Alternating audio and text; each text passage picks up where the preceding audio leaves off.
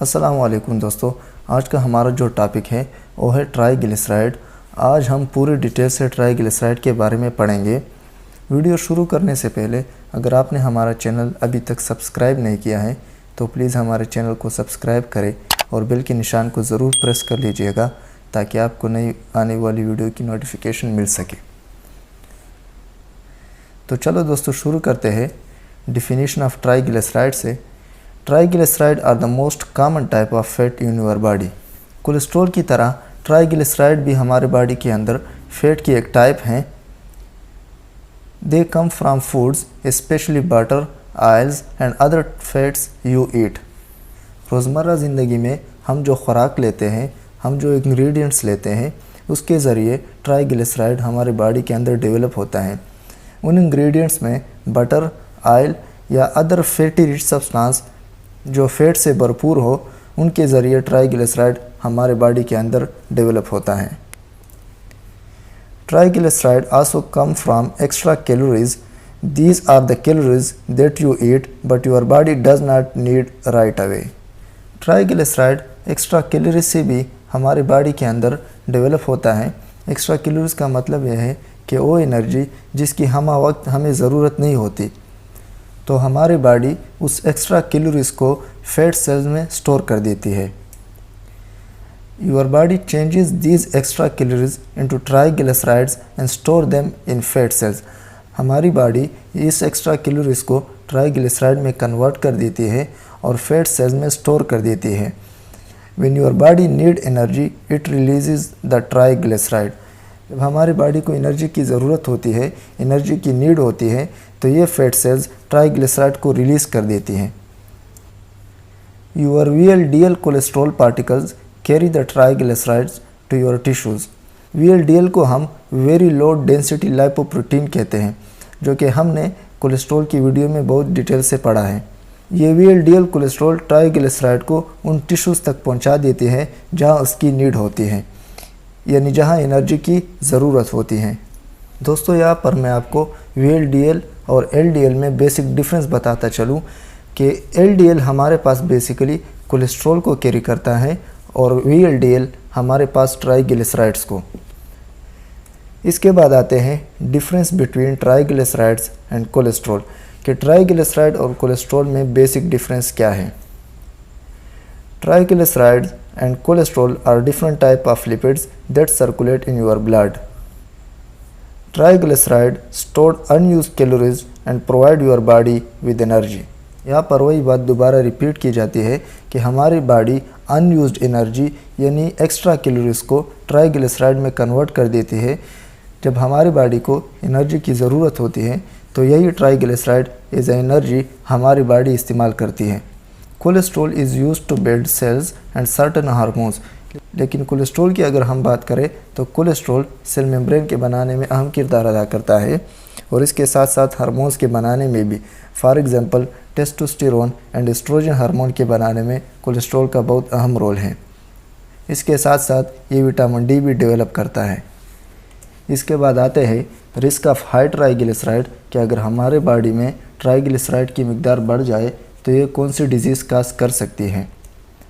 High ٹرائیگلیسرائڈز میں contribute to تھکننگ of the artery walls which increase the risk of stroke, heart attack and heart diseases. مطلب یہ کہ اگر ہمارے باڈی میں ٹرائیگلیسرائڈ کی مقدار بڑھ جائے تو یہ ہماری باڈی کے اندر موجود آرٹری کو سائز میں بڑھا دیتی ہے، جسے ہم آرٹیریوسکلیروسس کہتے ہیں۔ آرٹیریوسکلیروسس کو ہم نے ڈیٹیل کے ساتھ کولیسٹرول والی ویڈیو میں ڈسکس کیا تھا کہ آرٹیریوسکلیروسس اس کنڈیشن کو کہتے ہیں جب کولیسٹرول یا ٹرائیگلیسرائڈ کی مقدار اپنی حد سے بڑھ جائے تو یہ موجود آرٹری میں ماس کی شکل اختیار کر لیتی ہے اور وہاں پر اس آرٹری کو بلاک کرتی ہے، جس سے بلڈ آسانی سے پاس نہیں ہوتا، جس سے سٹروک اور ہارٹ اٹیک کے چانسز میں اضافہ ہو جاتا ہے۔ سٹروک ہم اس کنڈیشن کو کہتے ہیں کہ جب کیروٹیڈ آرٹری بلاک ہو جائے، یعنی وہ آرٹری بلاک ہو جائے جو ہمارے برین کو آکسیجنیٹڈ بلڈ پرووائڈ کرتی ہے۔ ہارٹ اٹیک ہم اس کنڈیشن کو کہتے ہیں کہ جب کورونری آرٹری بلاک ہو جائے، یعنی وہ آرٹری جو ہمارے ہارٹ کو آکسیجنیٹڈ بلڈ پرووائڈ کرتی ہے۔ Extremely high triglycerides can also cause acute inflammation of the pancreas, which is called pancreatitis۔ یہ پینکریاز میں بھی انفلیمیشن کر سکتا ہے۔ پینکریاز ہمارے باڈی کے اندر ایک بہت امپورٹنٹ گلینڈ ہے۔ High triglycerides are often a sign of other conditions that increase the risk of heart disease and stroke, including obesity and metabolic syndrome۔ مطلب یہ کہ زیادہ مقدار میں ٹرائیگلیسرائڈ اوبیسٹی یعنی موٹاپے اور میٹابولک سنڈروم جیسی کنڈیشن پیدا کرتی ہیں، جس سے ہارٹ اٹیک اور سٹروک کے چانسز میں اضافہ ہو جاتا ہے، یعنی یہ انڈائریکٹلی سٹروک اور ہارٹ ڈیزیز کاز کر سکتی ہیں۔ High ٹرائیگلیسرائڈ can also be a sign of, بعض اوقات اگر ٹرائیگلیسرائڈ ہمارے باڈی میں بڑھ جائے تو اس کی وجہ مندرجہ ذیل چیزیں ہو سکتی ہے۔ پورلی کنٹرولڈ ٹائپ 2 ڈائبٹیز، اگر آپ کا شوگر لیول کنٹرول سے باہر ہو۔ Metabolic syndrome, a condition when high blood pressure, obesity and high blood sugar occur together, increasing your risk of heart diseases۔ Metabolic syndrome کا مطلب یہ ہے کہ اگر ایک بندے میں بیک وقت یہ تمام کنڈیشنز پائی جائے، جیسا کہ ہائی بلڈ پریشر، اوبیسٹی یعنی موٹاپا اور ہائی بلڈ شوگر، تو اس کنڈیشن کو ہم میٹابولک سنڈروم کہتے ہیں۔ لو لیول آف تائرائڈ ہارمونز، جسے ہم ہائپوتائرائڈزم بھی کہتے ہیں، مطلب یہ کہ اگر آپ کی باڈی میں تائرائڈ ہارمون کی لیول کم ہو تو آپ کو ہائپر ٹرائیگلائسیریڈیمیا ہو سکتا ہے، because low level of thyroid hormone can increase the level of bad cholesterol as well as triglycerides۔ Certain rare genetic conditions that affect how your body converts fat into energy۔ اس کے بعد آتے ہیں best way to lower ٹرائیگلیسرائڈس، مطلب یہ کہ آپ نے ایسے کون سے اقدامات کرنے ہیں جس سے آپ ٹرائیگلیسرائڈ کو کم کر سکیں۔ First of all, exercise regularly, یعنی آپ نے روزانہ کی بنیاد پر تقریباً آدھا گھنٹہ ایکسرسائز کرنی ہے۔ ریگولر ایکسرسائز آپ کے ٹرائیگلیسرائڈ کو کم کر دیتا ہے اور گڈ کولیسٹرول کی پیداوار میں اضافہ کرتا ہے۔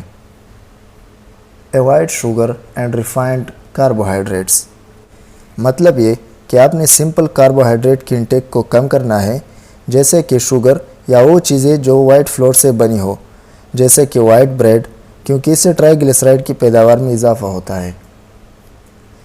لوز ویٹ، اگر آپ کو خدشہ ہو کہ آپ کو ہائپر ٹرائیگلیسیریڈیمیا ہے، یعنی آپ کی ٹرائیگلیسرائڈ لیول بڑھ چکا ہے، تو سب سے پہلے آپ نے اپنے ویٹ کو کم کرنا ہے۔ ویٹ کو کم کرنے سے آپ کی ٹرائیگلیسرائڈ کی لیول خود بخود ڈیکریز ہو جائے گی۔ Limit how much alcohol you drink, ٹرائیگلیسرائڈ کو کم کرنے کے لیے آپ نے الکوہل کی انٹیک کو کم کرنا ہے، because alcohol contain high calories and sugar. اس کے بعد آتا ہے نارمل لیب رینج، کہ نارمل ٹرائیگلیسرائڈ کی رینج کیا ہے۔ A simple blood test can reveal whether your triglycerides fall into a healthy range۔ Viewers, ایک سمپل بلڈ ٹیسٹ سے ہمیں پتہ چلتا ہے کہ ہمارے ٹرائیگلیسرائڈ کی لیول کتنے ہیں۔